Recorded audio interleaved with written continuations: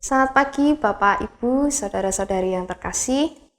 Semoga semuanya dalam keadaan yang sehat dan selalu dalam penyertaan Tuhan.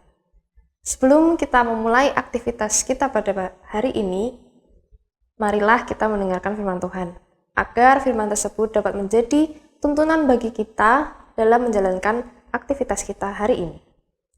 Maka dari itu, untuk membuka renungan kita pada pagi hari ini, marilah kita berdoa. Selamat pagi Bapa, pada pagi hari ini kami datang ke hadirat-Mu, mengucap syukur atas segala berkat yang telah Kau berikan kepada kami, sehingga kami dapat tidur nyenyak semalam, dan pada pagi hari ini kami dapat bangun dalam keadaan yang segar dan sehat. Sebentar kami akan mendengarkan firman-Mu Tuhan. Tuhan tolong pimpin dan sertai kami, agar apa yang kami dengar pada pagi hari ini dapat menjadi tuntunan bagi kami dalam menjalankan kehidupan kami sehari-hari. Terima kasih Tuhan, hanya di dalam nama Tuhan Yesus kami sudah berdoa dan mengucap syukur. Amin. Tema renungan kita pada pagi hari ini adalah memulihkan yang terluka. Ayat nats diambil dari Matius 5 ayat 9 yang berbunyi demikian. Berbahagialah orang yang membawa damai, karena mereka akan disebut anak-anak Allah. Demikian sabda Tuhan, syukur kepada Allah. Selamat pagi Bapak Ibu Saudara yang terkasih di dalam Tuhan Yesus Kristus. Suatu kali di sebuah gereja terdapat konflik yang terjadi antar dua orang yang terlibat dalam satu pelayanan bersama. Konflik ini bermula ketika seorang yang bernama John mengutarakan keresahannya terhadap tindakan Charles yang dianggap kurang teliti dalam mengerjakan tanggung jawab yang diberikan. Ketika menerima teguran dari John, Charles merasa begitu tersinggung dan marah. Dalam suasana hati yang panas, Charles pun tanpa sadar mengeluarkan kata-kata yang ternyata juga menyinggung hati John. Akibat dari hal itu, relasi keduanya menjadi renggang. Beberapa rekan di gereja mereka mencoba untuk memperdamaikan keduanya, namun belum berhasil. Bapak Ibu Saudara, mengupayakan perdamaian bagi pihak-pihak yang bertikai memang bukan hal yang mudah. Meski tidak mudah, namun bukan berarti mustahil untuk dilakukan. Tidak banyak orang yang bersedia terlibat di tengah konflik yang sedang terjadi. Mengapa? Salah satu penyebabnya ialah karena alasan ragu.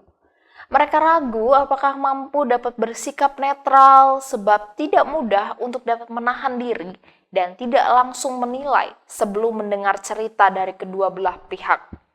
Dalam keraguan itu tidak jarang akhirnya orang-orang memilih untuk mengambil tindakan keras dengan cara mengeluarkan saja pihak-pihak yang bertikai itu dari dalam komunitas. Sebab ada ketakutan bahwa keberadaan pihak-pihak yang bertikai dalam sebuah komunitas akan menjadi penyebab pecahnya komunitas.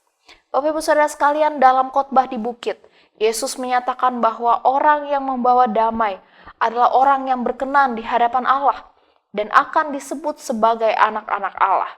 Ketika Yesus menyampaikan pesan ini, seharusnya juga membuat setiap kita orang percaya yang hidup bersama dalam sebuah komunitas kembali menyadari akan pentingnya kesatuan gereja Tuhan. Kesatuan gereja Tuhan itu harus terus diupayakan. Kesatuan gereja Tuhan harus terus dibangun atas dasar kasih kepada Allah, dan itu melalui tindakan yang penuh dengan kerendahan hati. Bapak Ibu Saudara sekalian, tanpa kerendahan hati, konflik tidak akan pernah diselesaikan dan damai tidak akan pernah terjadi. Sebagai orang percaya, marilah kita terus berkomitmen untuk mengupayakan kesatuan gerejanya. Marilah membawa damai bagi pihak-pihak yang sedang bertikai. Kasih kepada Allah akan memampukan kita menjadi pembawa damai bagi sesama. Amin. Mari kita berdoa.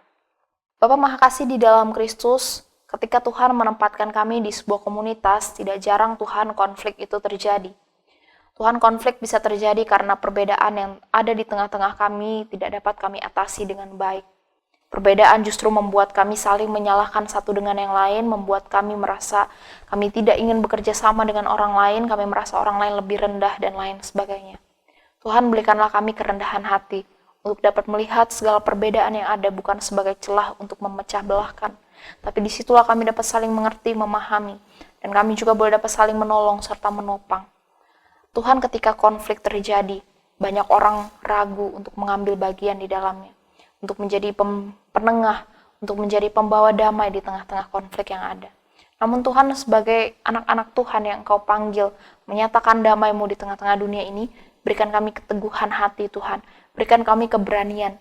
Meskipun Tuhan di tengah-tengah kondisi yang tidak mudah, tetapi kami tidak undur diri. Justru disinilah peran kami dibutuhkan. Kiranya Tuhan, Engkau menolong setiap kami. Terima kasih Bapa yang baik.